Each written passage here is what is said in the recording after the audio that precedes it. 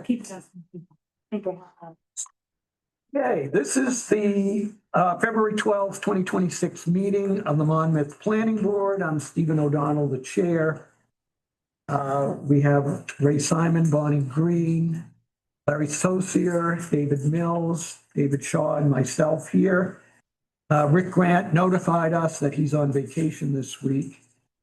So Bonnie will be the voting member tonight in his stead.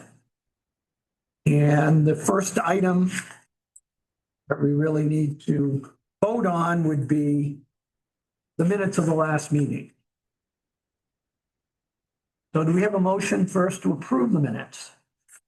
I so move. And do we have a second? Second. Any discussion, changes, clarifications, comments? Okay, all in favor of accepting the minutes? Okay. Whole business, we have none. Business, we have Lakestar LLC in for phase 2. We've received an application. And this matter is here tonight for the applicant to kind of give us I'm recusing. an overview. David Shaw recused himself of this item. So we'll have the applicant sort of describe what they're proposing. This is here not for any type of substantive discussion. It's to ask questions, to figure out sort of the next step, determine, have a vote on completeness and see where we're going from here. So Jeff, you have our attention. Good evening, Jeff Allen from A.E. Hudson, as you all may remember. So this is the second and final phase of the subdivision. I'm going to turn around a little more so Isabel can see. Last phase 1, we approved a unit here, here, and here, or a lot here, and then the rest of the land was all common land. So now this builds onto the what we had before by putting in a small road here and giving us 2 more lots up here. And then installing, right now lot 5 was coming off of right off of Birchwood Drive. This one comes down, will be a new road that comes in here with driveways going off into the lots. And this is the lake down here, just to orient everybody. Cobussy is down here. I thought Cobussy was here. That was caused some confusion with Bill and I's, or Bill's evaluation of phosphorus and mine.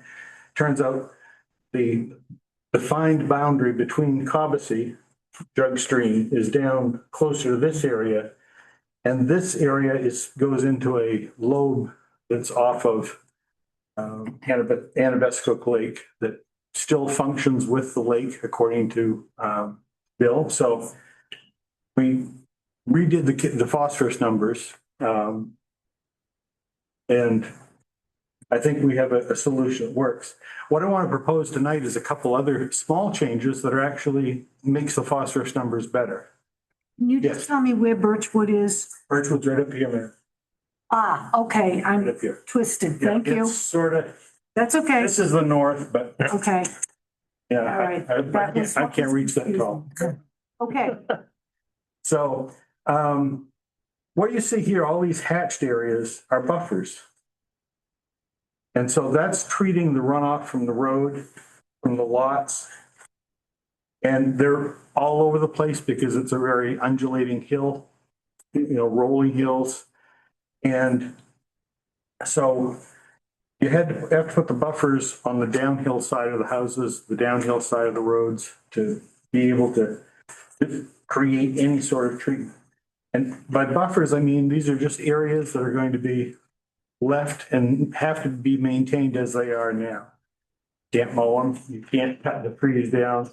It just has to remain natural. So what I wanted to propose this evening is something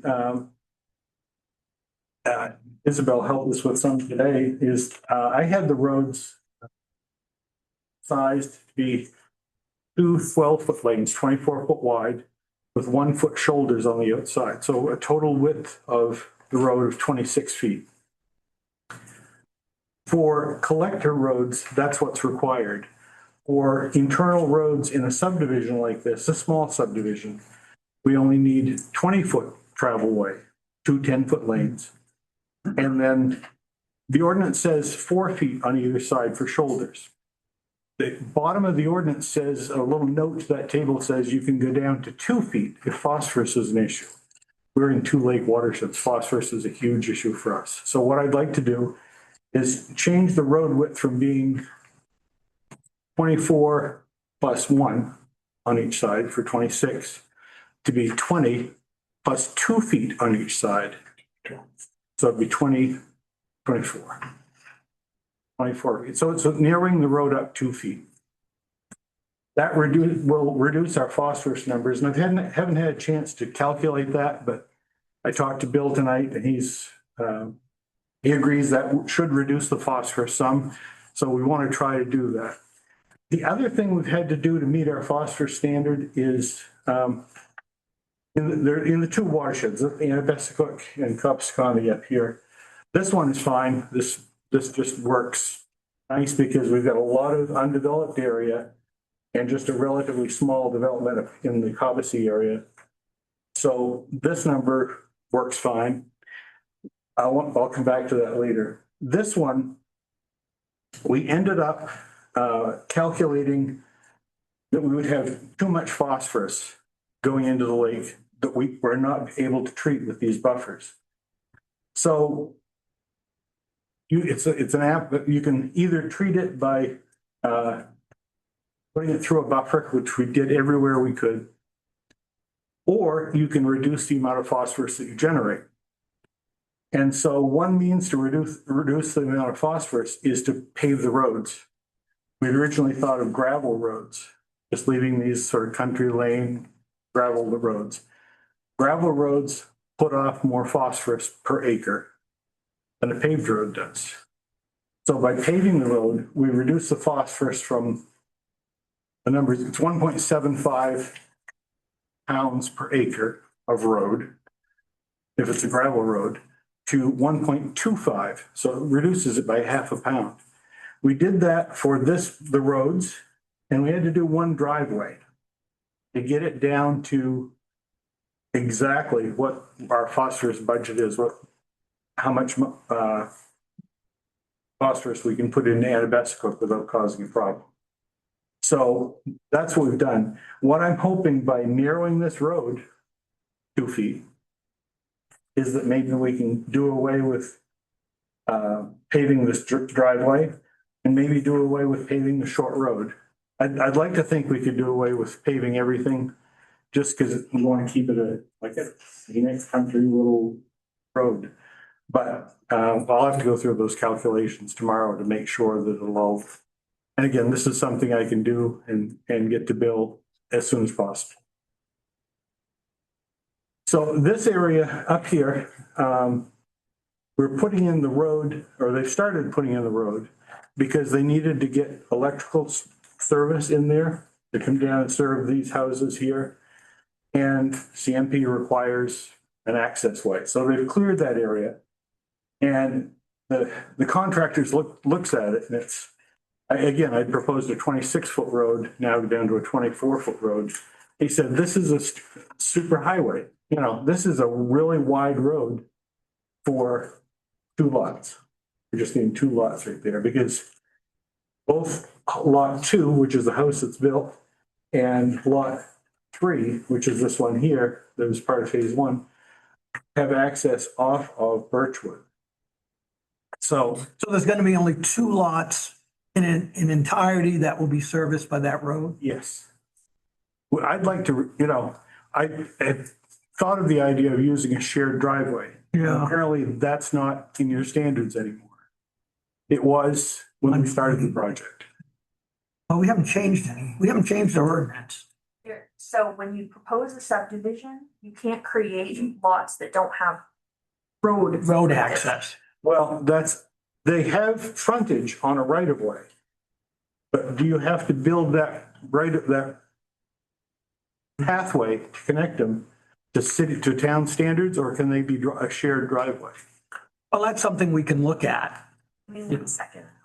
Yeah, yeah. I know. Well, that's what I was, as we were talking, that's, Okay, so, so what that's what we would like to do, because again, 16 feet wide has even more phosphorus runoff than 20 feet wide. So that would be a net improvement for the environment that it improves the environment and it saves on the cost of building a big road.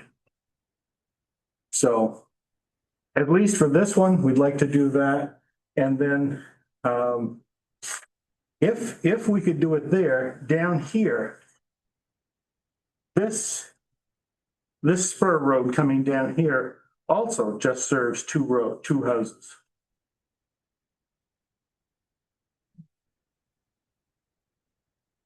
You want me to give an update right now? Yeah. Okay, so I'm looking at section 412, which discusses required street frontage. So there's 4121, which is about new lots that will front on an existing road. So those would be the lots we reviewed in phase 1 that front on Birchwood.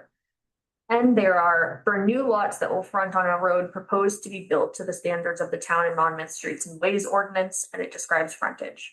And then I think this is what you might be referring to, is 4123, lots that do not have frontage meeting the requirements of either 1 or 2 above may be built on only if they have a right of way with a description prepared, etc.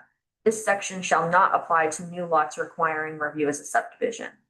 That kind of setup where you have this like right of way and it's a shared driveway works very well on like a shared family lot, but Not individual. might not work as well here, where they may not know each other. I guess we don't know who the buyers are yet. So this section hasn't changed.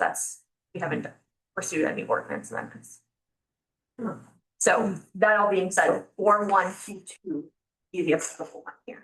So to be built to the Monmouth Streets and Ways Ordinance. Is there a means to request a waiver from that standard? It's a good question. This is also something that I looked into today. So the planning board has the authority to, in some cases, waive submission requirements.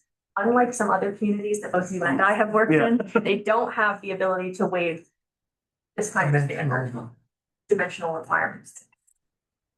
Okay. It just seemed this would be a very fitting place to yeah.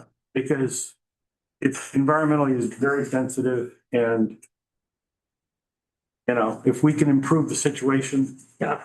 We're in the process of reviewing our ordinances, but that's gonna take some time We gotta wait. before we get there. I'm afraid that's my, I think my concern here is to kind of give like maybe some legal information is if the planning board were to waive something that you don't technically have the explicit authority in the ordinance to waive, it opens up both the applicant and us to issues.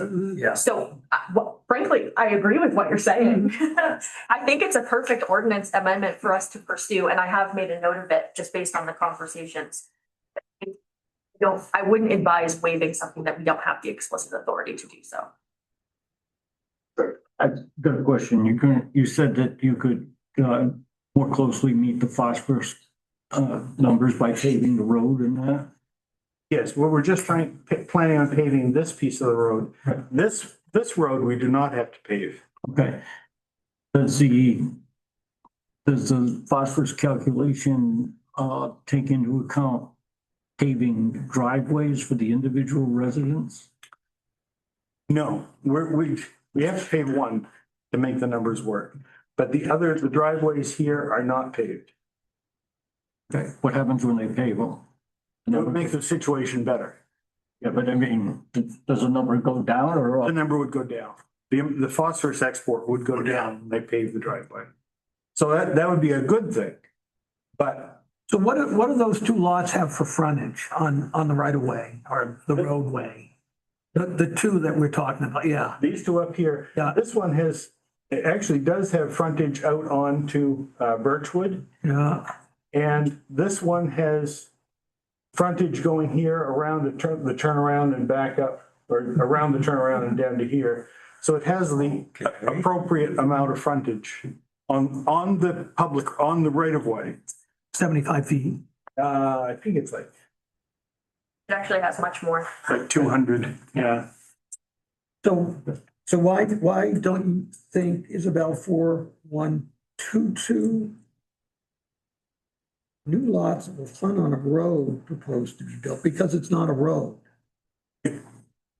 Right, it'll be a private road. It has to have frontage on the sort of pure definition of frontage from 4122 is that it has to front on a road built to the Spec. So when we say road, then we're talking about the road as per the road ordinance. Right, so then you have to go to the design standards of the road ordinance, which I think Jeff did a good job explaining the difference between a Yeah. collector and a local. Obviously, this is a local road. Yeah. We don't have anything that's smaller than a local, so that's sort of the explicit requirement. Dave, you have a comment? Dave? Can the applicant go to the Board of Appeals for reduction in the size of the road? Perhaps. Not for the size of the road, they Well- could theoretically, for frontage requirements, they could do a variance to meeting frontage requirements explicitly. The only reason I say that is because we in the past have used like smart lane, thing off a subdivision, we reduced that to reduce the phosphorus. I don't know if you remember that one. Came out onto 202. The one that came out onto, Norris Hill, that one road going in, we reduced that to a driveway. A big. Well, I mean, the option we could do is put in two driveways side by side, but that would be a net. that would be kind of silly. I know, that's why we wanted to do a shared driveway. Yeah. We're good neighbors, we get along with people. Well, you know, some of the course, some you can, some of this, I mean, in terms of the relationship between the owners, some of that could be addressed in a homeowner's agreement. Or deed restriction. Or a deed restriction or something, but Each would have, I don't know, you know, as Isabel's point is well taken, that if you have an abutter or a townsperson who, you know, who asserts an interest, and raises an issue and, you know, is that gonna be a problem, you know? So you wanna make sure we're on solid footing. you talked about revising the ordinances. What is your real time frame for doing that? Oh, I'd say it's probably, you know, typically these would either go to a November election or a town meeting. Next, And we're never gonna make a town meeting this year. And it would be a stretch maybe to get to the November. You know, you have to back it up and have public hearings. And we've just started. We've had one meeting, okay. right, to discuss. If we, these are, this lot is prime for development, but this one is sort of a secondary lot. Could we theoretically not build this road to the town standards, just make it as a driveway, and then, because I don't know, I don't think they'll be building all of these houses this year. It could be, this house would be held off until for another year. And so if we did that and built a driveway down here, then, if the ordinance changed, we could come back and say, hey, we want to do a shared driveway. I just want to flag, just so you have all your options, that I don't think this board, really anyone in this room can make a prediction about how we would shake out on private road standards. Right. So, you'd be running that risk. Well, if we got it approved with the current standards, with it being a road. Yeah. And And something did change, you And something could always did come change. back as a Yeah. subdivision. yes, yeah, that's my intent. Yeah. So if we get it approved as a road, you know, If that changed, we'll build a driveway, a really nice driveway coming into this house. And then next year we'll come back after you may have changed the ordinance Yeah. and ask to keep this really nice driveway to serve both lots. If you don't change that ordinance, then we have to upgrade the road from a driveway with 16 feet Yeah. to 24 Good. to finalize, before we could sell lot, whatever this one is.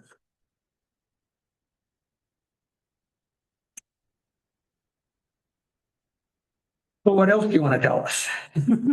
We got our DEP permit. I think I told you that last time. I think that's the biggest thing. DEP is fine with this.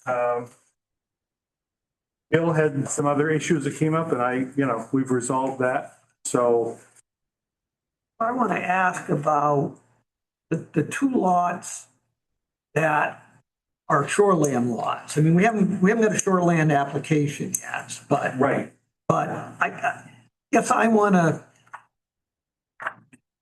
do you have a map that shows the resource protection boundary in that area? It's actually on this.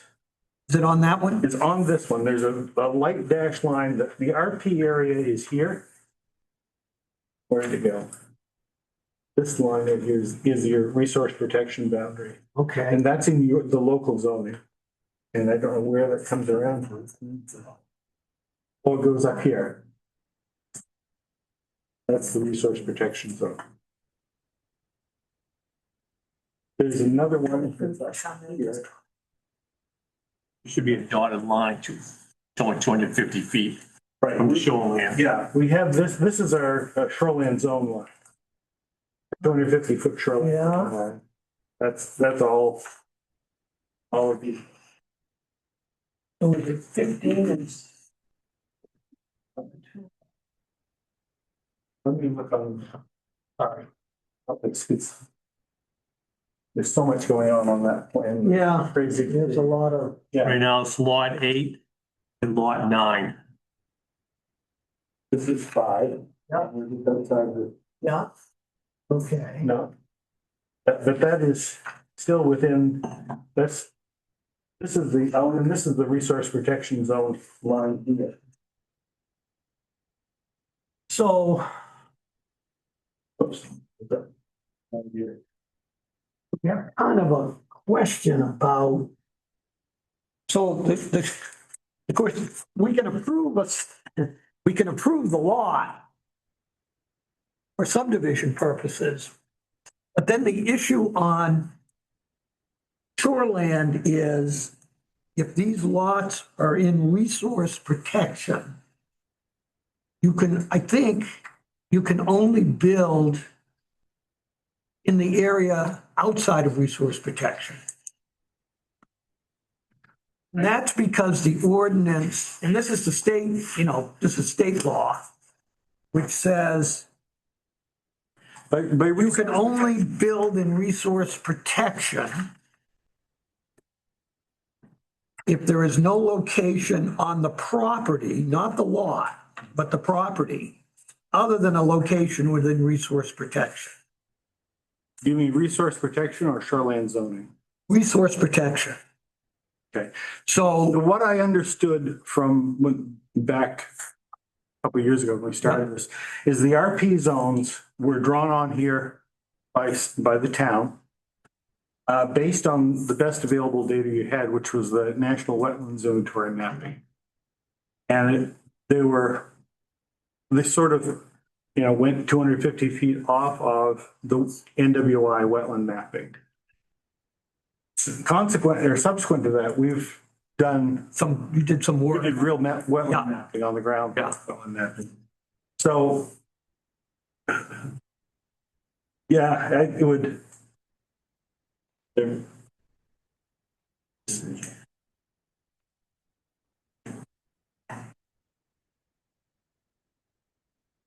So I know for the shoreland lots, we've got to come back and do individual permits. Right. We did that here with. Right, so we'll have some time to address that, but I just wanted to, bring this up at this point Mhm. before, we really got into the review because I think we got to determine that is that applicable to this? And yeah, if there's some discrepancy between where the town map says resource protection is and where your expert says it is, then Well- we have to kind of resolve it. We have done that in the past. And if, We never had a subdivision. well, we've done it with houses Right. in, In in the existing lots. existing lots where DEP came out and either concurred with the findings Yeah. or not, redrew it for them, and then the applicant had to pay to have our maps done. Right, Yeah. yeah. So that would be the process. Mhm. If you find that you are in resource protection, is to talk to Colin and try to get that, Oh, Colin, Clark. get him to come out to take a look to see if it concurs with you or not. Yeah.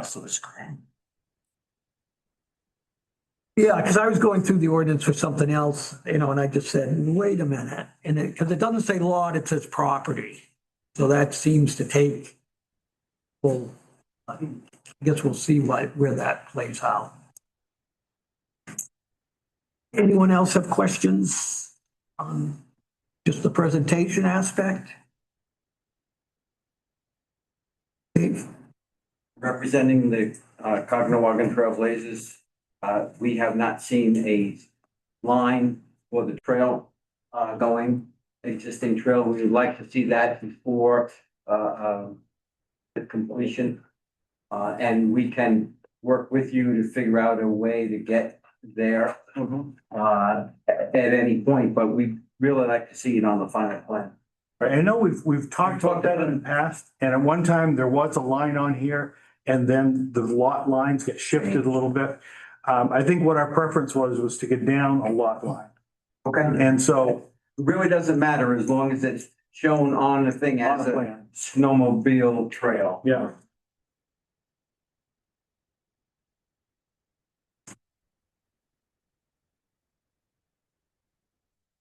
Yeah, it is not shown on there, but we can add that on there. It was, no, I'm wrong. It is right here. Yep. This double dashed line. It goes down here. And goes to, I think it's essentially where it's going now. There's a little, it comes out to the beach. And so the snowmobiles would go down the road a distance and then come across cross country essentially where it is now. That's something that we had mapped on there before. Okay.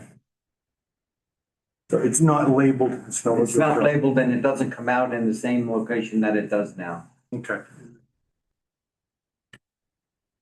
Because that's right where you're building the house. Lot 5 property. That's where it comes out now? Yes. Yeah, it goes down the other side of You the have it lot. making a right-hand turn. I mean, further up the lake. Yes. And we really like that defined. You can make sure that's on there.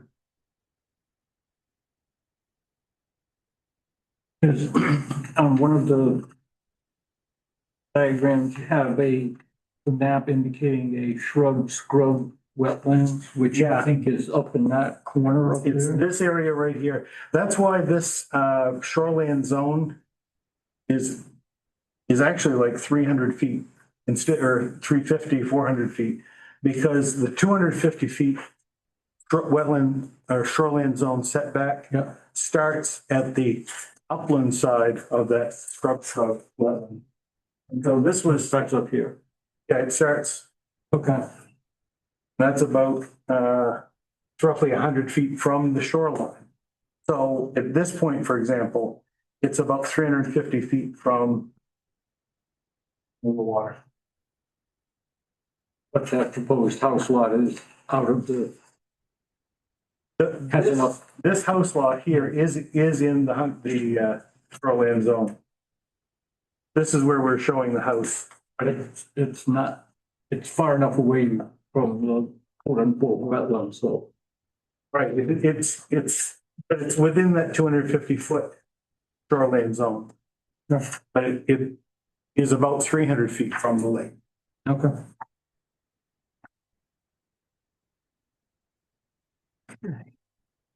I know there was some advisory comments, so we're still waiting on a homeowners, draft homeowners association and I know the attorneys have been working on that, and I've seen a couple drafts flying back and forth.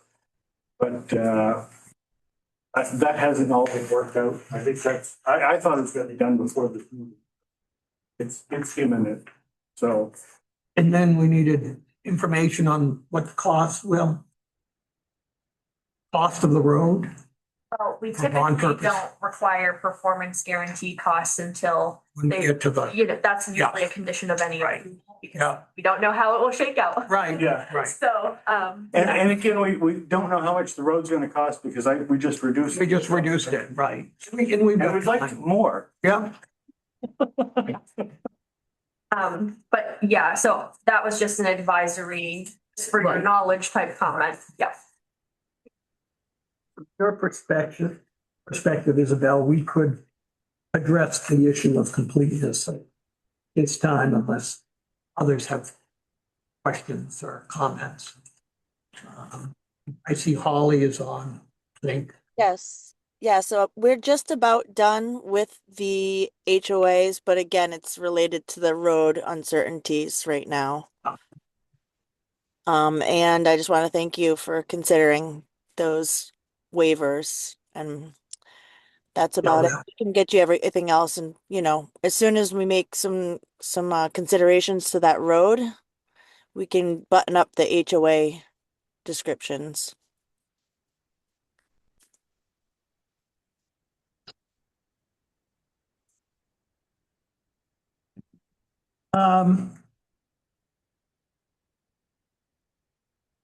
Yes, I see. I think I would suggest we take up the recommended motion, maybe in two parts. And first, someone wants to move just for the purpose of completion of the review, then we'll kind of address sidewalk separately. Does anyone want to make a motion? I make a motion to review the completion of this project. So you're moving to find the application of Lake Star for a 9-lot residential subdivision on the property at 533 Route 135, tax map 36, lot 83. This being phase 2 of the previously approved Lake Star subdivision is complete for purposes of review. Correct. Is there a second? Second. Any discussion? All in favor? Okay, it's unanimous. Thank you. So the site visit presents some problems. Opportunities. I guess we could consider two things. Maybe one would be, there's no way we could have a site visit in the foreseeable future, given site conditions. We can't get in there and really see. I mean, for purposes of the review and not the shoreland, we don't need to get to those shoreland lots, but it's just so hard to see the lay of the land and the wetlands in these conditions. Yeah, this road is in there now, so that's easy to traverse, to get down and see the upper road. Yeah, This one would be a challenge. yeah. And so I don't know how people feel, how you feel. I know this has been a long process for you, but realistically, what can we do and should we? Now, one way, I'll just throw this out for discussion purposes, what people feel. Would be to have probably a different pad, too many pads go. So we could consider either March 28th or April 4th for a site visit. And then April 9th for a public hearing, the next available. But I don't know, we don't know, I mean, March can be a very heavy snow month, you know. Didn't at one previous time, when they were first considering this, that we were down on Birchwood and walked down in some of those areas where those first couple of houses are? Right. That was way before we had any snow. I don't remember. I'd have to try and dig it up, but I think we were already not necessarily down in the crux of it down there, Just but up. Yeah, You were at 50 feet. yeah, we got down in, probably into this area before. But I know, I'm pretty sure we were down up in the other area over there to your left, where those two houses are up in there. Well, this house is essentially built, I don't know if we went up there, but I do remember going in down here, because there's a little bit of a hill. We had to climb up and. Climb up and we walked in a few. Yeah, You know, we didn't walk in very far, as I recall. yeah. But yeah, we didn't get down as, you No, know. we didn't the whole get- road. I don't think we've been down into the mega any of it down there, but I had thought that we'd gone up into there before. Site visit for lot 5.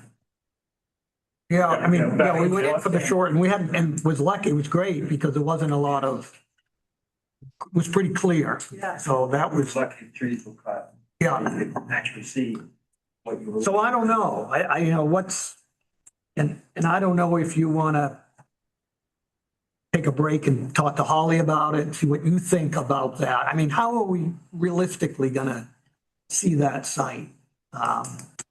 Till we, How are you gonna stake it? and how are you gonna It's stake? actually staked out now. But can you see it? Yeah, It's- it's under. Yeah, but I mean, it's staked, you know, it's. But it's getting into the lots, you know, it's not only, The lots aren't staked out, but the center line of the road is, so you'd be able to see where the road is. yeah. And and the other issue is in terms of some of the interior lots, it's their relationship to the existing wetlands and where the buffers are, and where the houses are. So I just don't know how you can see that in February and March this winter. I don't know. I don't know how other people feel about it. How much time would you need to say, hey, let's do a site visit? The snow has disappeared. Oh, we'd either have to do it at a meeting. I mean, the MMA guidance is you have to notify the abutters. And typically we do that. We send out a letter and say, site walk is this date, the public hearing is this date. And MMA says, well, maybe technically you could do that at a meeting, but they say the better practice is to send written notice. So that's, you know, I mean, we may be able to determine at the March meeting, which that we could get in there, but again, the March meeting is the second Thursday. The thing is the sun's getting high and the snow's melting. This week is gonna be nice weather. The thing is the longer you wait until March and April, now the ground starts thawing out and it may be even difficult to walk. So you want to hit it where, yeah, the snow's melted, but the ground's still hot enough where you can walk in. Point. I just have a point. Yeah. So the other piece of this is we are a little bit time constrained by the ordinance. And those timeframes are set in place to make sure that we're not violating the applicant's due process by, making them wait an undue amount of time. Right. So it is first completeness determination. Upon making a determination that the application is complete, the planning board shall schedule an on-site inspection. If the board decides to hold a public hearing, it needs to hold the public hearing within 40 days of its determination of the complete application. So we're at the March meeting for a public hearing or a special meeting later in March. Unless the applicant agrees Right, to. unless the applicant Yeah. agrees. So just. See, I think in an earlier ordinance, we had something that addressed specifically this winter or other issues affecting sidewalks, but it's not in the present ordinance. It's just what Isabel said. How far in advance do you have to send out the notifications? Just give me one moment. I just left it. It's at least 7 days. Did you do door hangers? It is, Well, you gotta notify, we have to post it too on the town website.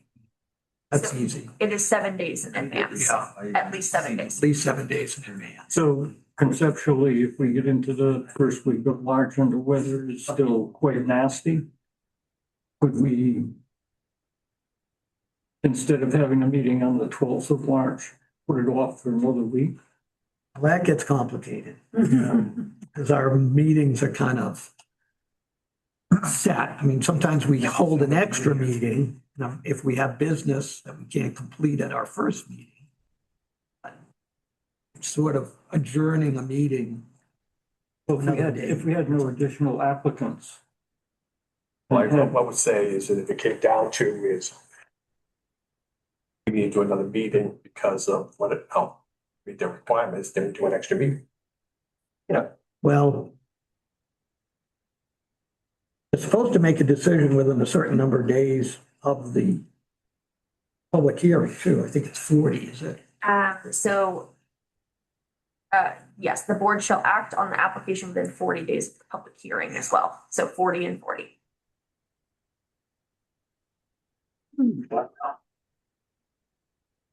This has been quite a winter so far. Yeah. I mean, it can change. I always, you know, the last 3 Marches, we've had a lot of snow, probably till about the 3rd week in March. And then, of course, the question is what's already on the ground? And you had it in the middle of April too. I remember April vacation, the end of April vacation. Yeah. And we I got, mean, 6+ inches. I appreciate, you know, the That's why we applicant get has snowshoes for Christmas. money tied up and wants to move, but I'm just one, you know. But what's the best way to do this? I think we had 1 6-inch snowstorm last year. I think the last big year. Cordova Weather Service station. Yeah. It was 5 inches, 5 point some. It was a big one in April. It was about 5 inches. It was Yeah. really heavy. heavy, wet. I was working on the fields, getting ready, had the fence up and don't get inches of snow. That was it. Why don't we let the legal brain trust at MMA chew on this thing and make a recommendation? No, they won't. I mean, it's not up to them. I think it's pretty clear. We either schedule something soon or something later.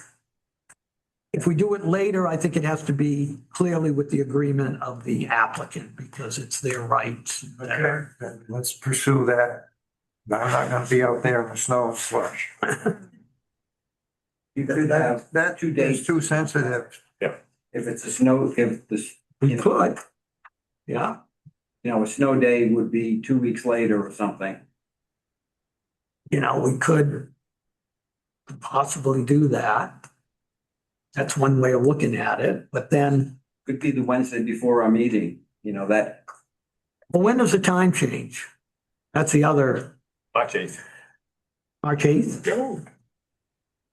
So we're gonna have more light. First Saturday, in March.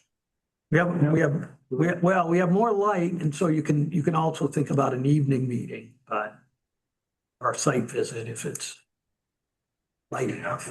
But I don't know. I didn't bring a calendar. Well, I don't. There you go. Yeah, let's see. Let's see. And March 12th is our next meeting. March 12th is our next meeting.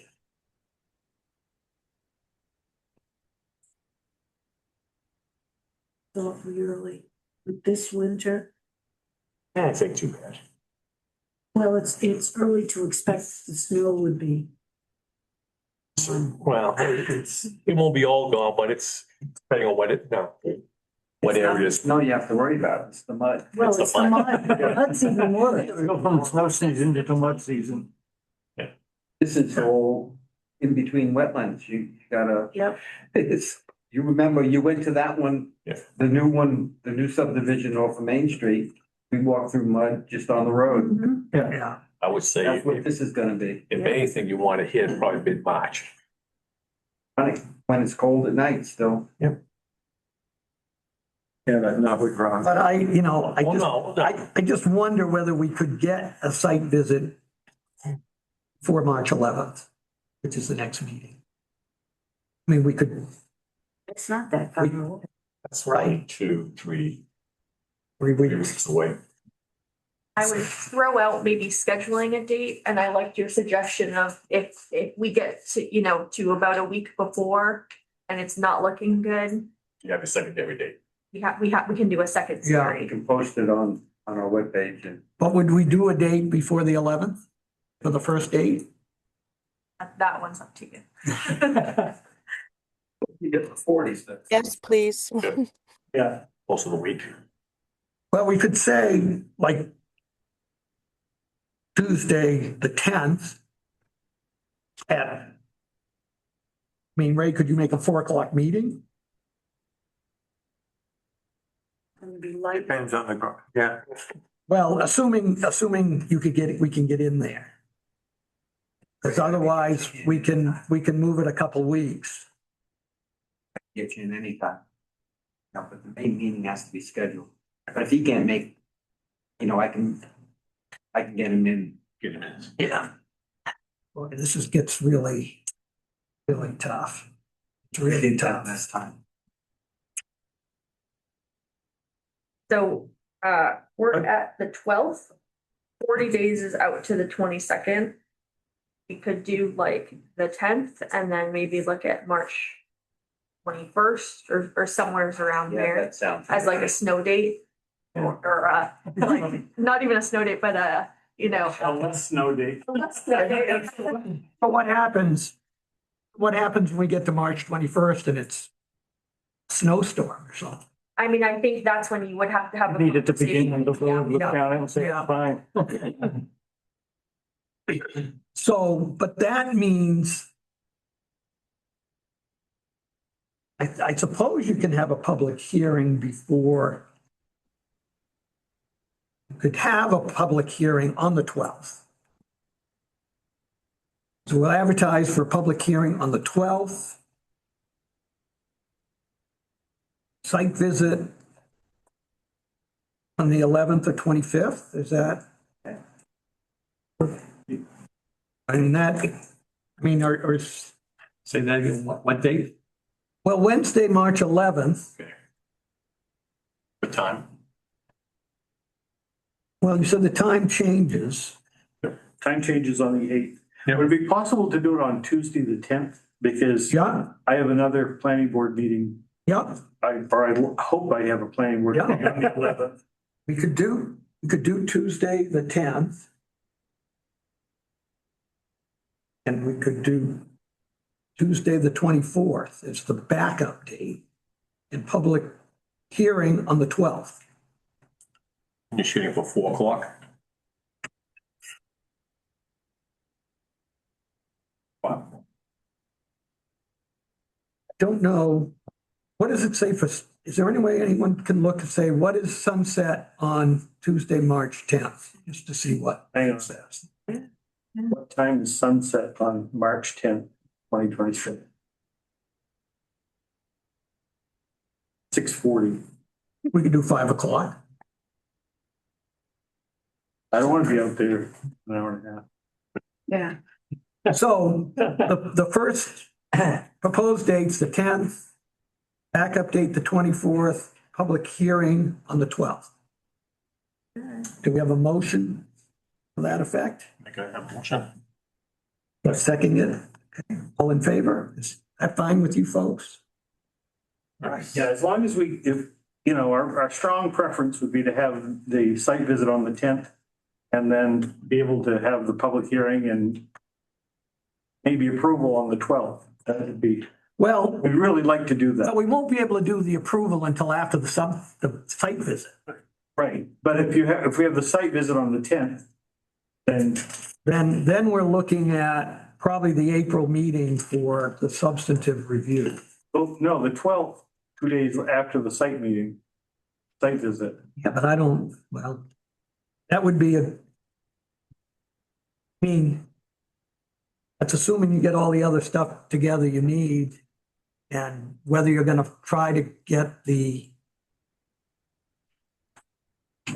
are you gonna wait on, you have to make your decision when you're gonna file applications for the permit for shoreland. Right? Right, those will be after we get approval. So you're not, yeah, okay. Yeah, we can't, I don't want to file a Right. application for a lot that we don't know. Right. There's issues there, then. And then they're gonna have to amend, if they want to build on those lots, there's a potential that they have to amend their plan. Yeah, but I mean, jamming things together, does it ding, ding, ding, within days of each other, doesn't work. Good, I mean, we know a lot about this project. Yeah. And And that's what's scary. but I don't imagine that, I'm not anticipating any wholesale changes. Yeah.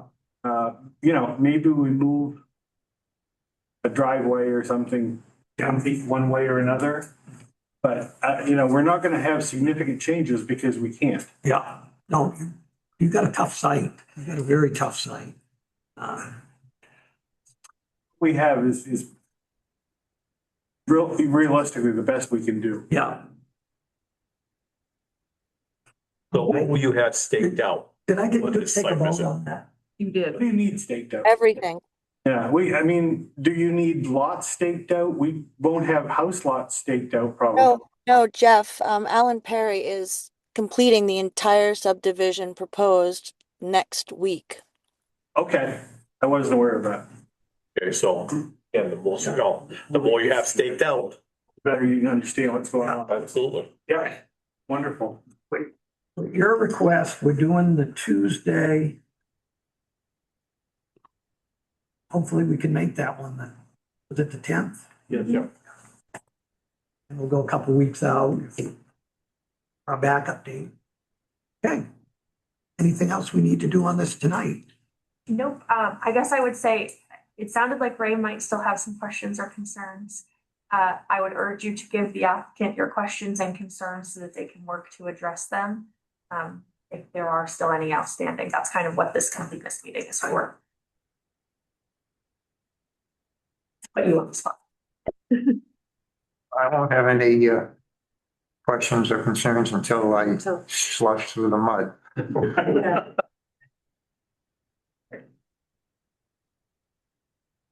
Okay. So yes, the next step for us will be getting a notice together to put on the website, and I guess we should make some comment that we're cognizant of weather, so we're trying to That's the biggest thing. find a way to.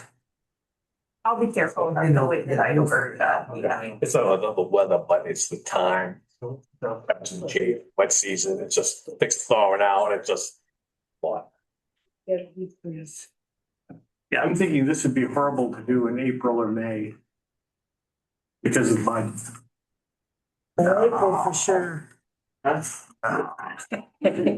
April mud and then May. May black flies. Yeah, Beginning of May could still be wet. yeah, Let's wait till it's tick season. Oh, and then we, no. then black flies and ticks, yeah. Yeah, holidays, so. Yeah. Might not have There's always something. and then I'm retiring, so see ya. Okay, well, I guess we're good for this. Oh, and as I say, we'll look at the shoreland issue at some point. Okay, Thank you. thank you so much. You. No. Right. So.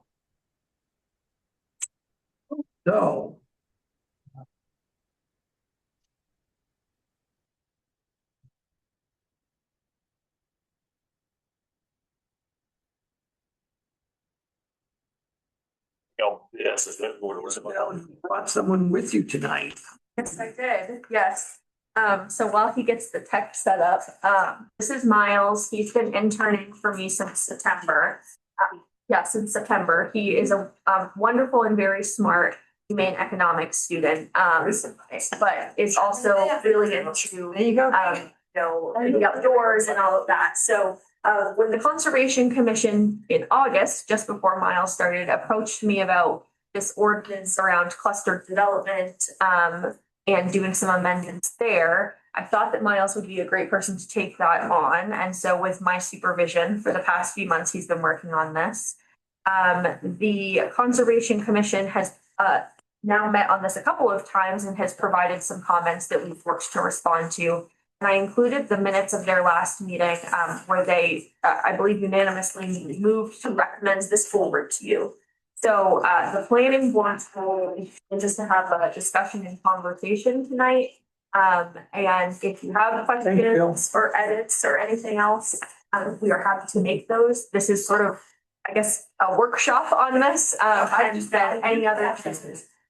I needed it just in case any other people wanted to come in. I'll do my best to let them in if they want to hear me. And so I will let Miles kind of take it. I'm here to answer questions, but this has really been his project.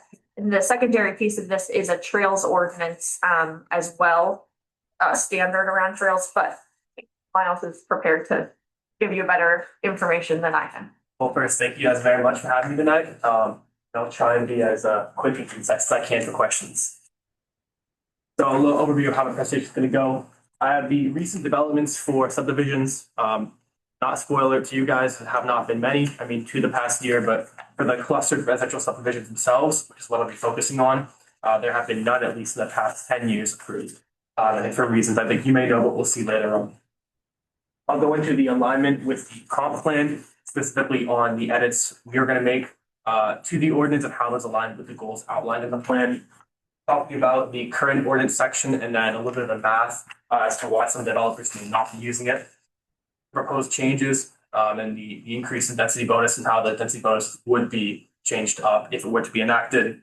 Some example math on the bonuses themselves, just so you can kind of see out what the lots look like now when utilizing it. If the proposed changes were to be enacted, what that math would look like later on, and then the trail section.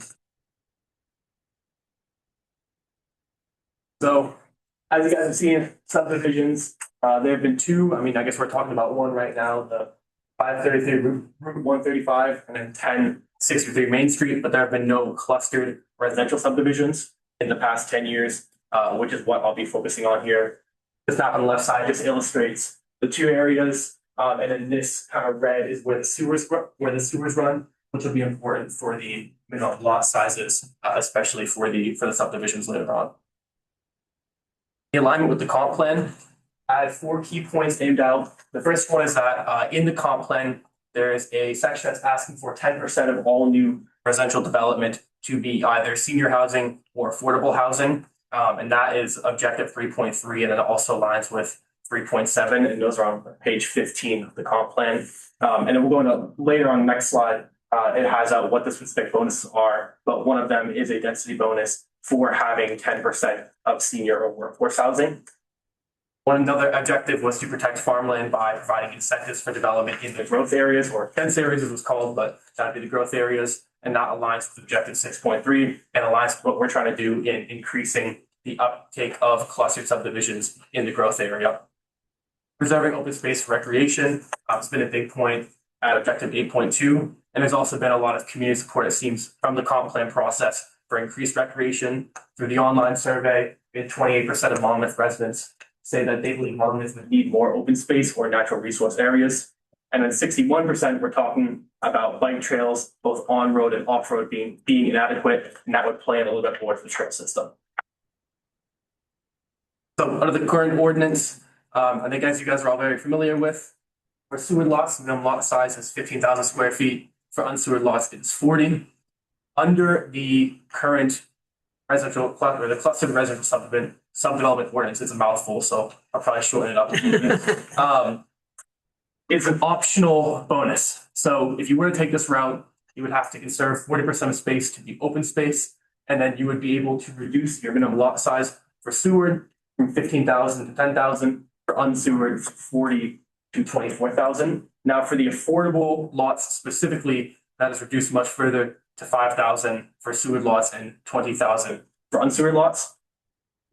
On the affordable units, that reduction is only applicable to the affordable units themselves. So let's say you had 2 affordable units and 10 non, those 2 units could be 5,000, but the rest would have to be 10,000.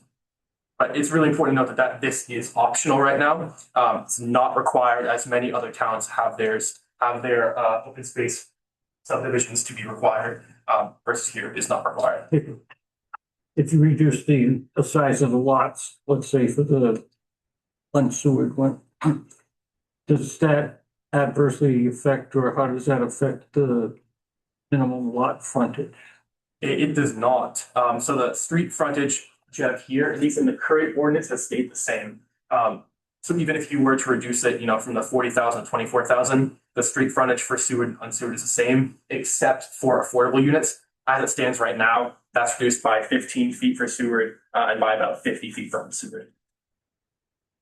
So what I've been proposing is a new density bonus that would be percentage based, kind of tiered instead of a flat rate. So right now, your density bonus goes, from 15,000 for sewer lots to 10,000, and then from 40,000 to 24,000. So it's just a flat rate.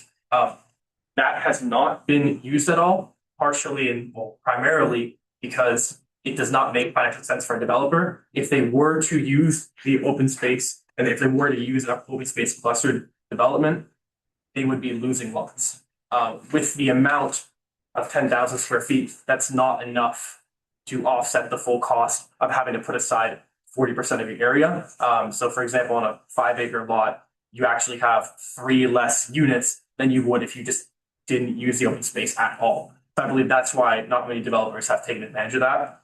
These changes would significantly increase the reduction in minimum lot size from 10,000 square feet to 7,500, but it would not be a flat number, it would be tiered. So what I mean by tiered is there's 4 sections of percentage reductions that a developer can use. There's 3 that are 10%, 1 that's 20%.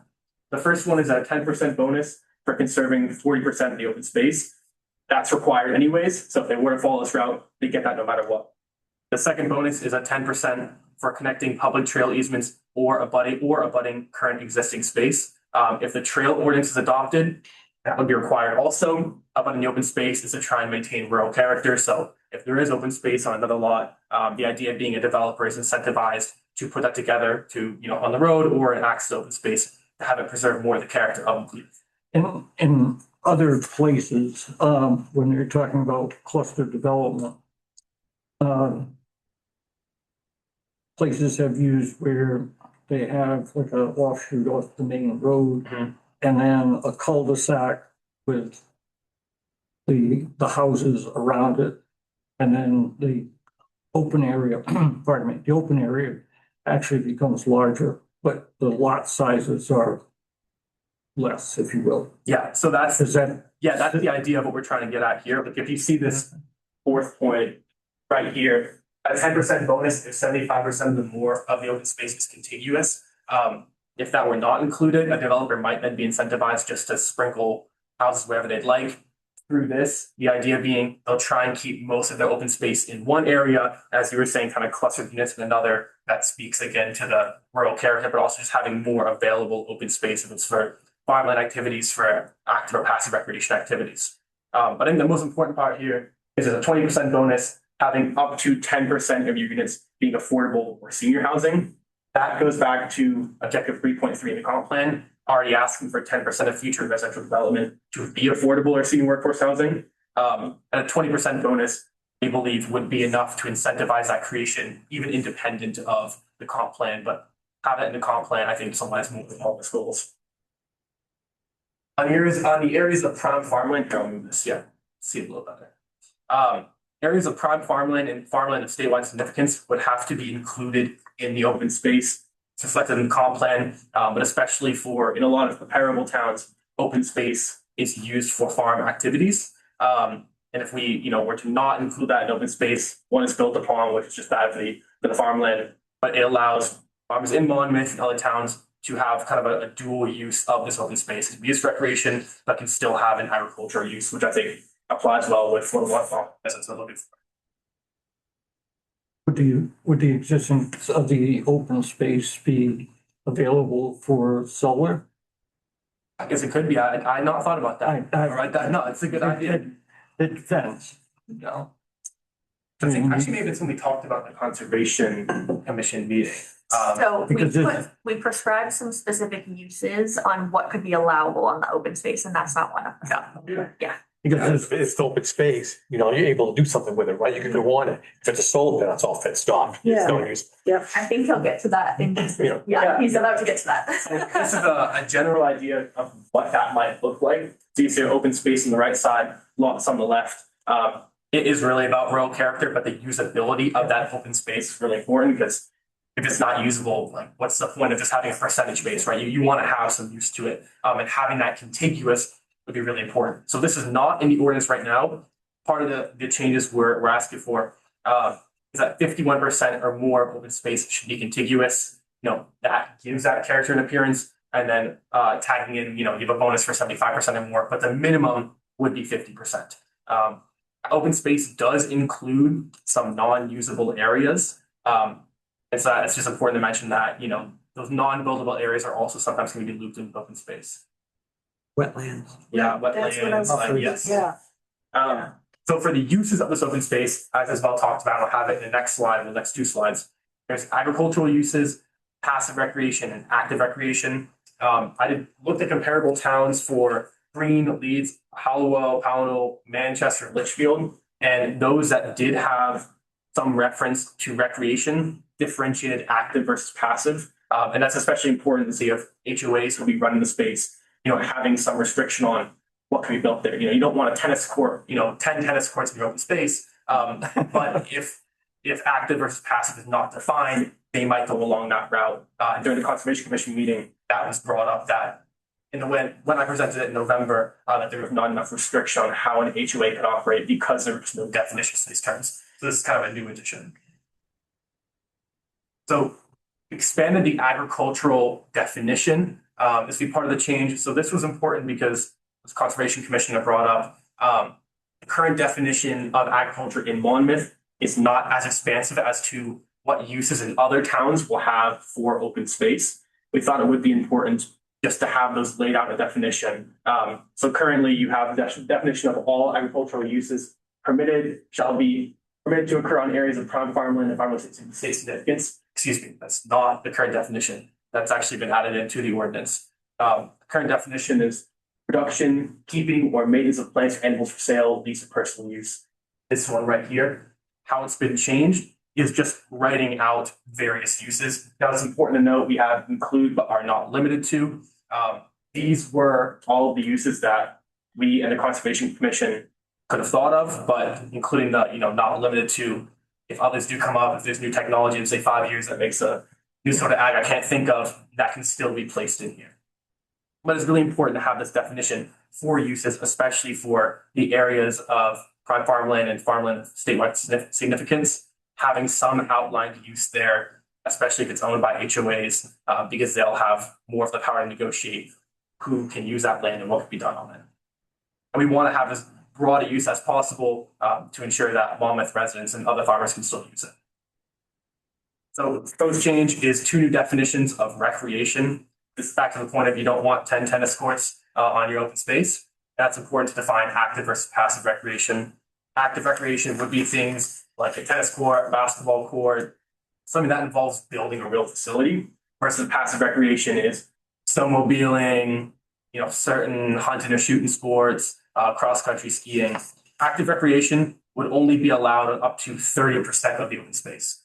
And it could not happen on areas of prime farmland or farmland of statewide significance. So that farmland can only be used for farming or for passive recreation, which would not disturb the use of the land.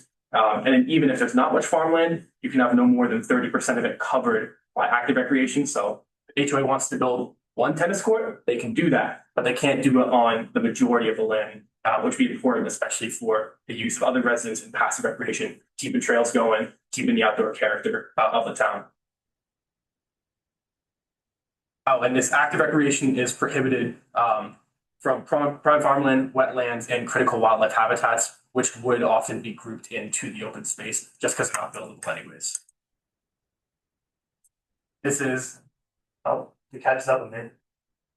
It's gonna be, there it is, a map of the growth areas and rural areas in Monmouth. The idea being, like a lot of these to be built in the growth areas, they'd be a little bit more dense. And, that's also where sewer facilities are right now, but just to lay out a general map, just to refresh you guys on where these areas are and, what areas might be targeted by developers for building. And that would likely be, if this were to be passed through as it is now, that green growth area, just because it's on sewer. So the growth area, can you go back? Yeah. Growth area is what you have in green. Yep. What is I assume the blue is water? The Yep. purple? What is the purple? It's the key rural areas as outlined in the comprehensive plan. So the rural areas that the town's looking to keep protected and keep in that current form. Okay, Some of which is farmland. Yes. yeah. So just if I could go back, so uses, so what about a community garden in the open space? So say for the 4 lots and maybe neighbors coming in. I did not put that in the definition of agriculture or in passive recreation, but that'd be a good idea. It could be added. I didn't think about that. I'm just sitting here thinking about that. I think that would be the included but not limited to. Yeah, We could have yeah. included that, yeah. But it's sort of agricultural, it's sort of recreate, it's kind of, if it's, Bit of both. yeah. And if the lots are small, people might not be able to have a nice vegetable garden, which may fit into somewhere in that open space. So what's the size of, if you're talking about cluster, either affordable or, I assume that 55 plus fits into that other category? Into the senior, yep. No, not senior, you're young. You're young. I really dislike that intensely. Could you tell? What is the size of a lot now for either affordable, I assume affordable and the other kind are similar in size? What size lot is that? So under the current ordinance as it stands, if they were to take the residential subdevelopment, it would be 5,000 square feet. 5,000 But that would square feet. only be for those units. Those two designations. Yes, exactly. Now, so if this were to be adopted as is, the overall units could be reduced to 7,500 square feet. However, under state law LD 2003, which was passed about 2 or 3 years ago, there's actually a 2.5 times density bonus for affordable units. So that would bring them down from the 15,000 to about 6,000. You add on the other 20%, that brings them down to 4,800 square feet. So even with this and the new state law, it would be even lower than as currently Really stands. small. Yes. And if I could add, that would be specific to those kind of units, whereas the overall cluster development density that we're proposing is specific to all units. That 2.5 times density bonus is specific to only within the development, the affordable.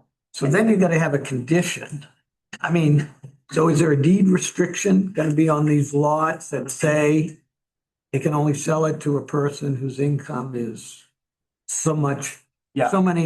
so much percent of the, Yeah, it's whatever the standard It's is? 80% of area median income, and we also updated the definition of affordable housing to reflect that there's a, housing and urban development at the federal level. Has Has an the 80% numbers. for renting and 120 for owning, so that's also updated. And it'd be I think the standard is like a 30-year deed restriction on affordable units. So So have you found any of the local towns around us have done anything like this? yeah, so Hallowell and Pownell specifically, they had an update, I think only a few months ago. And they adopted something very similar to this. Hallowell also, and then Manchester and Green have done a good bit. The rest almost all have clustered residential subdevelopment or subdivision ordinances. However, they don't have the definitions of recreation, of farmland uses, and in those areas they've not been taken advantage of. It seems in like Pownell and Hallowell especially are very, very built out. So I think we put ours in probably 30 years ago, and we have not had one that I Yeah, can remember. We were close. We were close to one. We were close to it. Well, and so that's what this math here will represent. I just did out the current math of, if a developer were to take advantage of it right now, here's what units they would have under the new math if the ordinance were to be passed as is, what the developer would face. So both of these are for 5 acre properties. It's about 217,000 square feet. That's about what 5 acres are. Currently, a developer who just builds as many units as they can on that lot in a sewered area could get 14, in an unsewered area could get 5. If they took the open space bonus, so this, reducing to 10,000, reducing to 24,000, they're losing a unit on sewered, but they're actually still about the same on the unsewered lot. Under this new math, with a 50% overall bonus instead of just a reduction from one level square foot to a new level, they would be able to gain 3 units on sewered and they would gain 1 unit on unsewered. So this provides what, at least I believe to be a decent bonus, and that's not counting for affordable units with LE 2003. For those units specifically, there'd be even more of a bonus on creating a larger number of affordable. But so as it stands right now, developers would be losing a unit. If this were to pass, they would gain 3, but technically a net gain of 4 from what the old ordinance was to the new ordinance. Do you guys have any questions on that math specifically before I go to the trails? A little hard to see. Oh, yeah. Unless you can bring it, keep it a little closer. Yeah.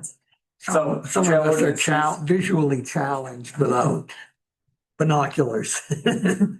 For the trails, I think it's very important here to preface that this would be only applicable to site plans and subdivision review that comes before you. So single family homes is not applicable. Certain duplexes, you build in a shed 80, like that's not applicable here. It's only larger developments, and it's only those that would interrupt or displace an existing trail network with a regional component. So if I built a trail behind my house that runs 10 feet, that doesn't count. If it's running all the way through Monmouth into another town, that would fall under this. The idea could come behind this, back to my slide on the comp plan adherence, that Monmouth residents seem to love the trail network here. That outdoor recreation is really important to them, but a lot of new construction has been cutting off these networks. Like the Somerville Club, from what I've been told, experienced this, and just the use of trails has gone down over the years. This would try to stop that flood, or stop that break apart of networks on larger subdivisions or on, larger units that come before you guys. And it would be done just via a trail easement. So how this would work would be just be a 10-foot trail easement, either to the town or a land trust or an HOA, or be deed restricted for private ownership. So 4 ownership options for how this could be done. The idea being the town, we hope, would not be responsible for upkeep. It's a lot of money. Going to a land trust would keep that down. And on these subdivisions specifically, an HOA would pay for them, or private ownership. The definition of a trail, which we don't have currently, would be, is there a trail definition currently? Okay, there's not. So a new definition would also include definition of trails, which is a route, a path, or a road so defined, which crosses multiple properties. That's kind of more of the regional component, and which has been developed and used primarily for recreational activities, including but not limited to hiking, biking, cross-country skiing, and snowmobiling, or a shared pathway for multiple recreational uses.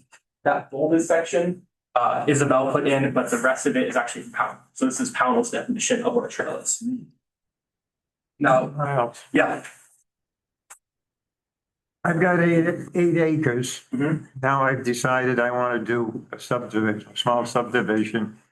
And for years, I've let somebody use a trail through the property. Mhm. And part of that trail is where the subdivision would be buildable. Uh-huh. How is this gonna affect me? So perfect, you bring that up. What this would require is that you simply reconnect the trail. So building can be done to disturb where it is initially. All that this says is you must reconnect it at some point on your property. It can be greater than the initial length that was disrupted. It can be less as long as it is reconnected. So we're trying to keep the burden of maintaining the network as small as possible by just requiring that it is reconnected somewhere. And I think for most developers, they would probably find the shortest possible way to do that. Okay, and what if it means building a bridge across a stream of some sort? And some people don't want to do that. Still required. So, yeah, I And mean, who pays for it? You know, should that be the users and not the landowner? That's gonna be Shouldn't. I think that's an issue that should be addressed in the ordinance. Whose liability is. Well, the liability, if you allow, there's sort of an open space stat, if you allow people to use your land, you know, as long as you don't No, I'm put, talking about building bridges. who builds the bridge and who's responsible for its construction. I would, here's my take, and I know that this wouldn't apply in every situation, and sorry to interrupt.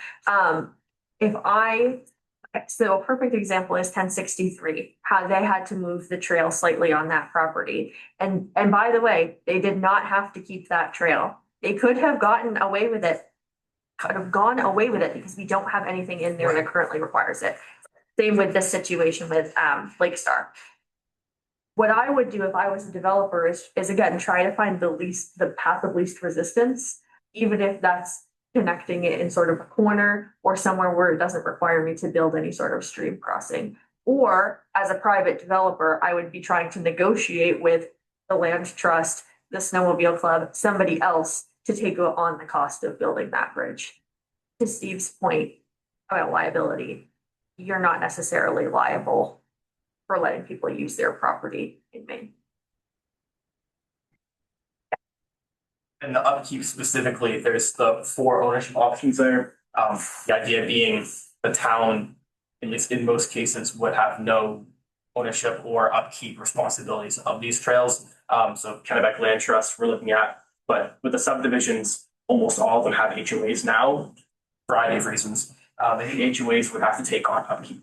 So for other projects that were not subdivisions, it would be land trust or it could be private ownership. I can see that being a lot more of an issue, but in a subdivision context, given most are HOAs, that would be built into, especially their fee structure built into maintenance of their trails and of open space. Right now, the snowmobile club maintains, right? Correct. You don't go to the owner, landowner and say, will you give us a couple $100? Correct. Now, we are, and fully responsible because the state law for liability would hold us liable if somebody fell through a bridge using it that we're maintaining. So the trouble is on your private property, getting to that, it's still gonna go back to the owner of the property for failure to maintain. So that state law is very crazy. We're crossing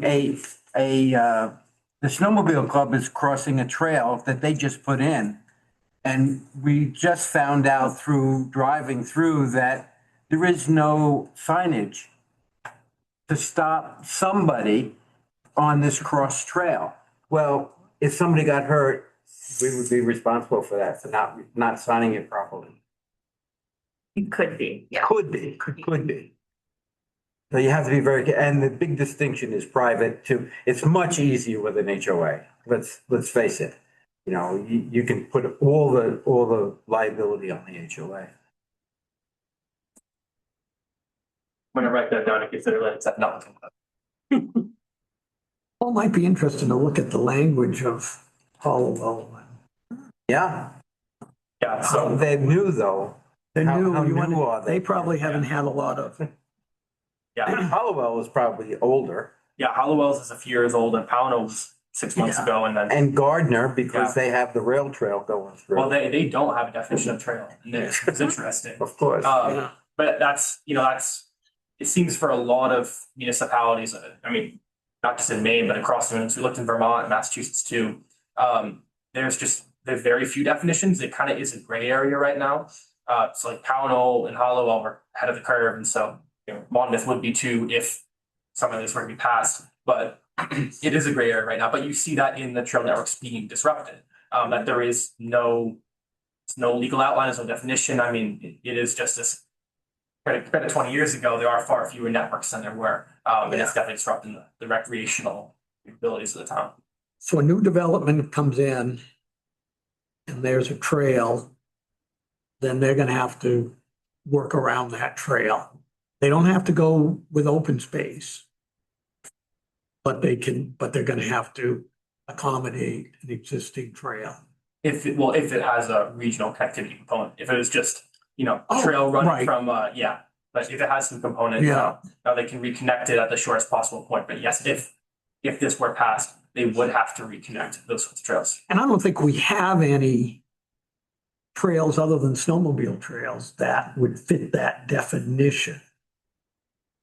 Other than maybe these new trails that are being developed up on Prescott Hill over to, That is a handshake arrangement. yeah, It's not been anything. there's no writ, but the trail I mean, I don't know, I'm trying to think, putting my legal head on. What? Is that now considered a trail? I mean, so the definition of what is a trail needs to be kind of tight. And The state has done snowmobile and ATV. yeah, That's all done. that's, it's not like, you have that tradition in like England, that they have these trails, paths that go past fields and they just have to, somebody just has to walk once a year to keep it open. We really have nothing kind of like that.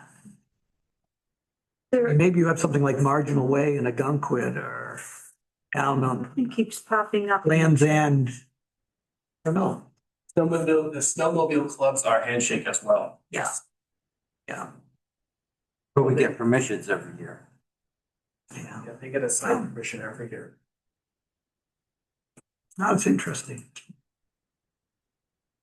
So that was my last portion on trails. If you guys have any questions on trails or on the stuff I was presenting earlier. Good, very excellent. So could you read the definition, the newer definition for trail again? Yeah, of course. So I'm just gonna highlight this section here. We added the rest of this comes from Howell, but I'll read it out loud again. Yeah. That'd be great. So a route or path other than a road so defined, which crosses multiple properties and which has been developed and used primarily for recreational activities, including but not limited to hiking, biking, cross-country skiing, and snowmobiling, or a shared pathway for multiple recreational uses. But the multiple properties is the regional component. The rest of this is just trying to outline the uses, but that's, why you have in there, including but not limited to, so that if that wants to be expanded, there is room for that. So what if you have a trail that ends at the lake or ends at a stream that in the winter it sort of can be continued as a trail? So you got a private landowner has their own trail, but it is adjacent to or perpendicular to a water body. Is that gonna? I would have a follow-up question, which is it only on their property into the water or is it on? Yeah, so So I can answer that for you. ATV clubs have, different from snowmobile clubs, although Monmouth is snowmobile and ATV, then you propose to DOT or to the town to use an access route on a road around the lake, around the stream, and then get back onto the trail. well, I'm just thinking, I'm just thinking, in the winter, you say you have a private trail, but it can, it brings you to, say, the Five Bridges or somewhere where you can get on the Cobbessy Lake. Is that opening up that property for some restricted, because certain times a year, you are accessing other property. Again, it's. We could tighten up the definition. My interpretation right now would be no, if it's only on the one property and then going to the lake, that doesn't, that wouldn't count. it has to be, Yeah, because it doesn't inherently cross multiple properties. Mine does. It's on my property, but I cross a corner to get to another trail. And I can only use it in the wintertime because they're not here. They're in Florida. they don't, So they don't care. But we're also trying to get ATV trails eventually in Monmouth, where that's going to happen. They're already started trying to get access routes on the main roads here. Well, that's the precursor for getting ATVs, which isn't in your definition. Right. probably at some point be added on because it's gonna limited, I can think, because we'd be working with the Trails Committee at that point. So is a side-by-side considered an ATV? Yeah. Yeah. So, Yeah, I mean, so maybe we want to try to use that definition also. yeah. Not that it's gonna happen, but it probably should be. It should be because it's, four-wheelers could have tracks on them. Yeah, they have to get registered as a snowmobile though. They still give us this whole. Yeah. An ATV to run. With the tracks, once you put tracks on, you have to get another sticker. David, currently, if I was to buy a piece of property, a small lot, that snowmobiles run across the corner of it, Mm-hmm. I want to put an end to that because I don't want to deal with the noise, Mhm. whatever. What's the status statewide currently? No, it's totally up to the homeowner. It is. For snowmobiles. You just contact the trail master of the club that has been maintaining it and tell them you need a reroute around me because I'm closing it. Post your property and. Yeah, and then you get the finger every time a snowmobile goes by. Yeah. Yeah. Or instead of at 40, they go by at 60. Did you have more stuff? Is that it? That's great. That's That's terrific. quite a bit, Yeah. quite a bit. That was good though. Yeah. Thank you. It's a lot of things, but I mean, It's not much different than people not adhering to the no wait zone. Oh, yeah, exactly. Yeah. Well, I think we, everyone peruse this. What is our next step? So your next step, just so you're aware, would be, if you were comfortable, we would need to hold a public hearing. And then it would be a recommendation to select board to include it on the upcoming warrant at some point. Yep. So this would, the trail ordinance would be a separate. So there's going to be a trail ordinance that the Conservation Committee is going to propose? No, so that was actually just, it That's- was just one additional standard. Okay, Yeah, and then the cluster development was a revision of the existing standards you have.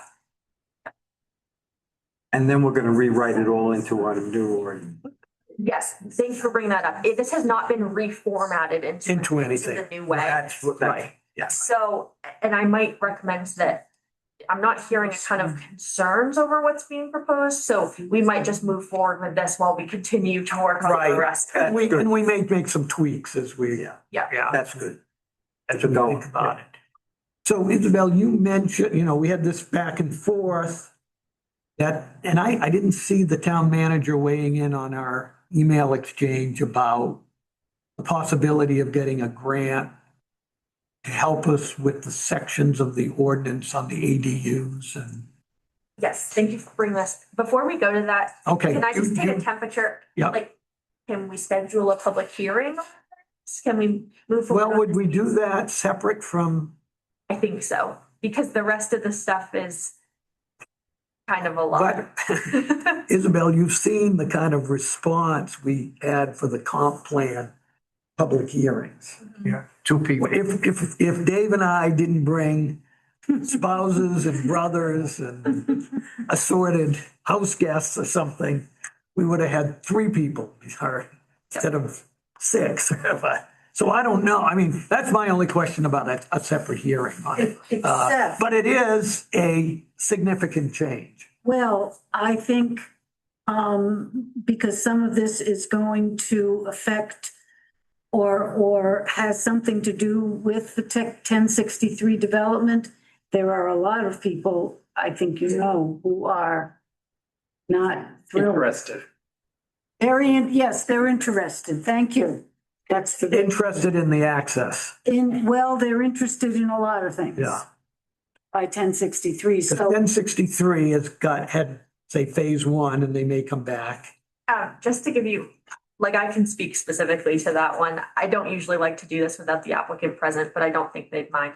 I had kind of tried to push them in the direction of clustered developments and they were not interested.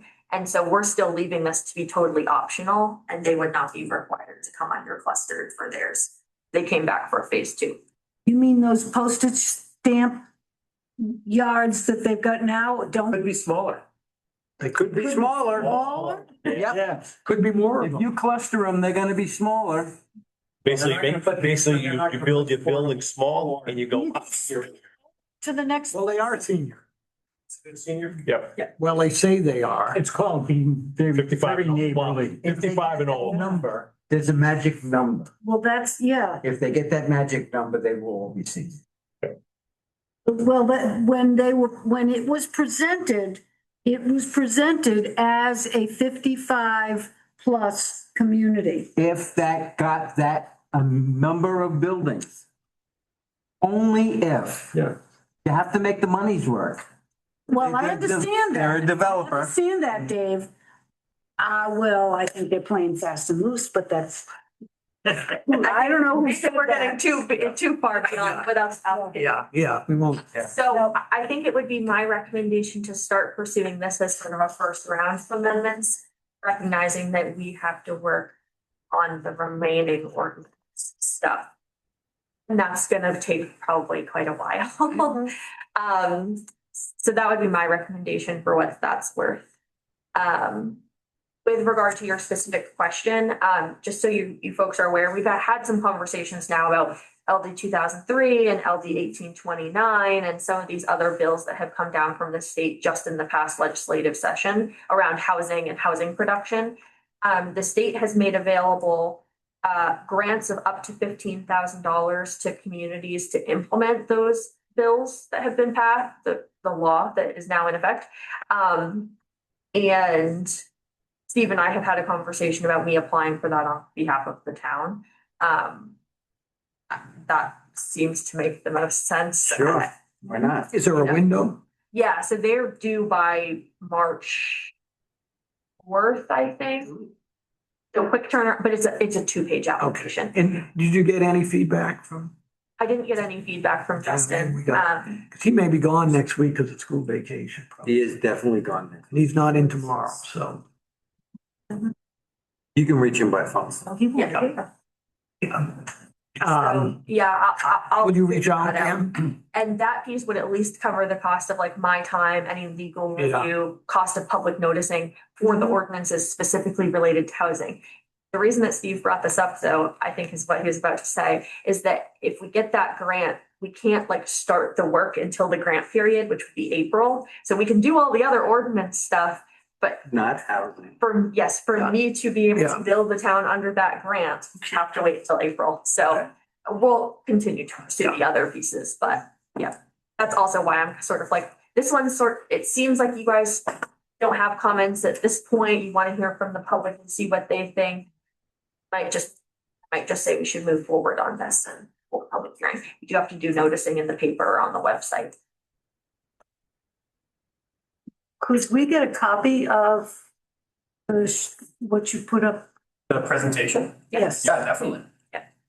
Do that. Send it through email. That'd be great. That would be wonderful. Can I have a hard copy? I don't have a printer and I don't have any place to put a printer. You just say, yep, there's a copy in the town office.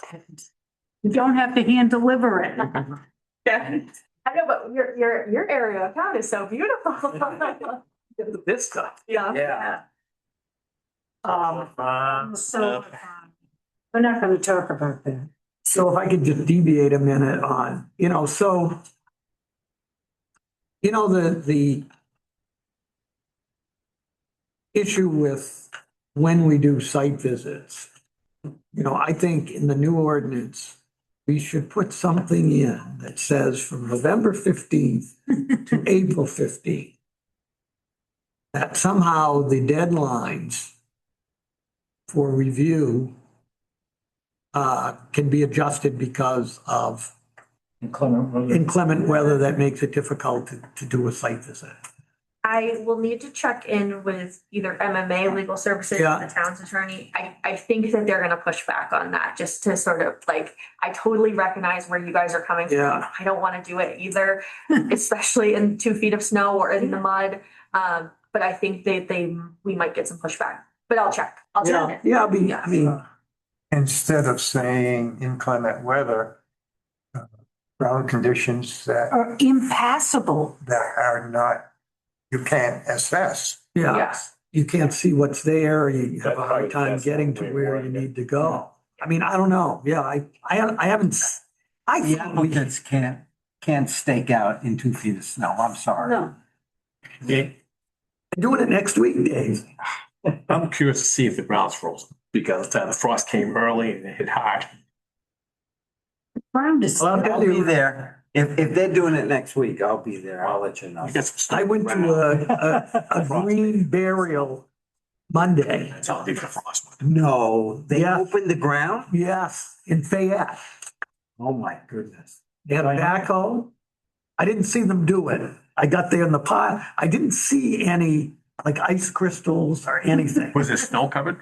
It must have been pretty snow club. Yeah, the frost come out. Yeah, I don't think there was much, didn't look to me there was much frost because it's, no. I was surprised when they said it's gonna be a burial. I'm saying, are you kidding? I can But- tell you in New York, they put snow blankets on 200 or 300 plots. Yeah, so they can, And then they open them up one at Yeah. a time. I don't think Because they have there was no place nothing, to you know, refrigerate that yeah. many people. yeah. You have to, the thing with these green burials is you gotta deal with it. Have to get it in the ground. It's a nice concept, but it has its. Yeah. You don't want to storm in your garage. With mine. Yeah. So- newer one. You don't have to. Nice job. Newer ones. It's even good. You can. Okay, so if we did have a public hearing, joint with the Conservation Committee and the Planning Board? Or just invite the Conservation Committee, or how? Say, do it at your forum. We can invite them. Yeah, Yeah, Just to get some bodies in the sea. well, it's an input. but yeah. I Do you have mean, any questions for the Conservation Commission? We're the ones who started this process. Yep. Because I'm here representing the Conservation Commission. well, I'm sure you got a committed group who is. I want to read it. I want to read it first. Yeah, yeah. The reason we reached out to Isabella around this was because of the concerns around the two subdivisions. Mm-hmm. And also what we're hearing might happen out closer to 202. The thing is, you gotta do something, because if you don't have it and they do subdivision, we ask them, hey, can you do it? If they say no, there's nothing we can do. Also, where Blaisdell Road will have domestic water ideally within the next 2 years. Oh. That opens up another part of town. Mhm. So, Mhm. Dollar General will expand out into the field. I hear they're closing some of those some places. You were provided the ordinance text in your packet, Got it. red line ordinance text. Should have been in there. Yeah. Just, if you haven't already taken. Yes. Send that out. That was a very good. Thing in here. Well, I'm just thinking, if we had a public hearing on this part of it. March might be a busy meeting. I mean, could we squeeze something in March, or should we look to April? Or would we do it on a different night?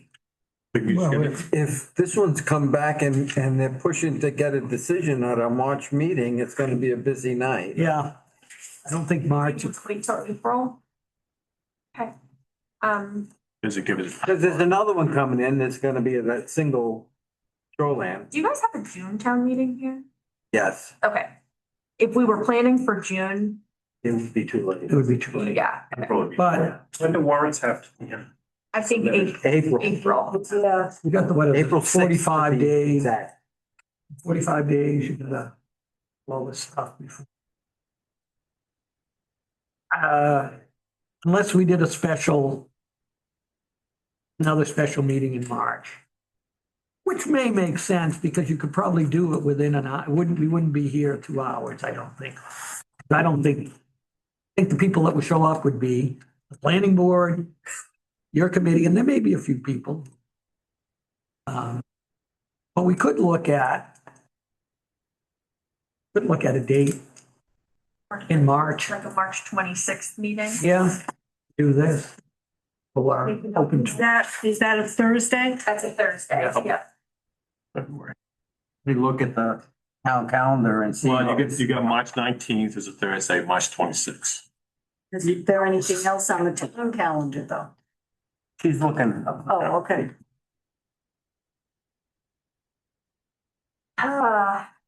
Here though, yep. Oh, no, but from 6 to 7, yeah, we could be here if we did 7, Okay, On the 26th? yep. Yeah, that's good. Let's do that. 7 PM. What's before us? In a Cook. Cocknologan.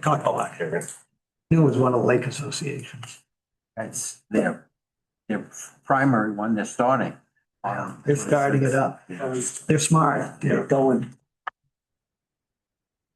They're smart. So I'm staying for that, I'll be here for that one and just stay. Just stay. Perfect. And tell them that they have to leave by 7. Right? Well, no, they're invited to stay. They're allowed to stay, but we're changing topics. Yeah. Yes. But it could apply to property around Cottonwood. There is a subdivision that could be coming in. And kind of access issues, that subdivision. Awesome. At least that's what the neighbors say. Yeah. Before you shut down, I've got a question. In here, you're gonna determine if the application is complete or not, correct? Well, that's what we talked about at the last meeting. Actually, thank you for bringing that up. So we had Yeah, Christy and I had a conversation about, I was sort of unclear about what you were hoping for from me in terms of like Yeah. So I think. next steps. I think we said, didn't we say beginning in March? There was some question as to what the start date was. I think the minutes say the chair proposed that beginning with the application filed for the March 2026 meeting and subsequent meetings that the town planner make determination complete that. Board members unanimously agreed to that procedural change. Isabel suggests updating the board's rules and regs and accompanying process flow charts posted to the websites to reflect this. So we approved those minutes tonight. So The concern I have is when the town planner decides to start a family, it's only when we have available staff. Right, I live 10 minutes down the road. what's that? I live 10 minutes down the road. You would let So me. even during maternity leave, run back and forth? Sure. It's on Zoom. I think the planning board, the language should state that the planning board can exercise that function if the planner cannot. If the planner is otherwise deposed. We're gonna get muffed, we're gonna get a backup here. Alternate. Yeah, an alternate. Right, yes, just like I wouldn't leave you hanging. Somebody else. You just. Unless you have triplets.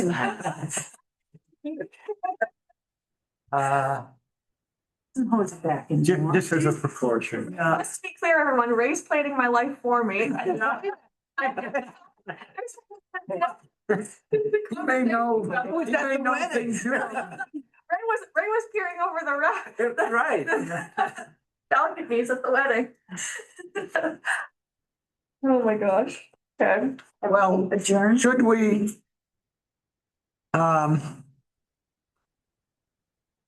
We could amend our prior and say that beginning with applications filed for the March 26th meeting and subsequent meetings, If there is a town planner. Active, Where the town planner is available. yeah, if the town planner is available, she can make the determination. You can put that in the, like. The regs, yeah, that's sort of the intent, Okay. I think. Perfect. Okay, leave it as it is. Okay, anyone Make a else? motion. Anyone have anything else? I do, but I don't know if it needs to be out of the, Want to close the meeting first? yeah, let's close. Motion to adjourn. Yeah. Before anybody goes. Go ahead. I'm resigning my position and moving to Arizona. Arizona. I bought a house. Oh, my goodness. Where? Arizona. Mesa, Well, in a 55 and older community. We have those down there. I went online and I said, give me 55 and older communities under $50,000. It came up 5,000 houses. oh, my goodness. Wow. Yeah. Wow. And when, you think? I'll do all of these minutes and anything that's involved with any of this stuff, this meeting, but I would like to be down there by the end of February because I get 3 months of free lot rent. Wow. Oh. Okay. Congratulations. Yes, Did you, tell Justin? not yet. I want to write a formal letter tomorrow, but I just wanted to Yeah. tell you guys here. Ah. Yeah. Oh, that's- Yeah, it was kind of a like quick thing. Hmm. And I've always wanted to go back. I went on vacation there 20 years ago. I loved it. I said been told my family when my mother passes away, I'm going back to Arizona. Yeah. I'm going back to Arizona. Yeah, that's awesome. Okay. Good. Yeah. Congratulations. Up in the mountains, there's no snow. Yeah, I don't have to shovel. And I have a grapefruit tree in my backyard and there's an orange tree and a lemon tree. Good for you. Yeah. You got a guest room? I do. I specifically bought 2 bedrooms, 2 bath, and the guest room has its own bathroom, 3 bedrooms. Or 3 beds, 3 twin size beds. Should be posting the rate. Yeah.